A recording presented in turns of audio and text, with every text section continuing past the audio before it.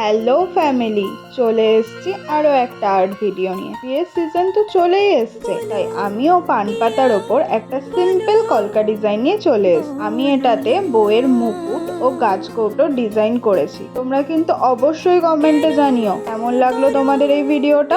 আর ভালো লাগলে জানো তো কি করতে হবে, একটা লাইক আর সাবস্ক্রাইব করে দিও। বাটে বরের টোপন নিয়ে আসছো। Stay tune for the next part. Okay, bye, enjoy this video.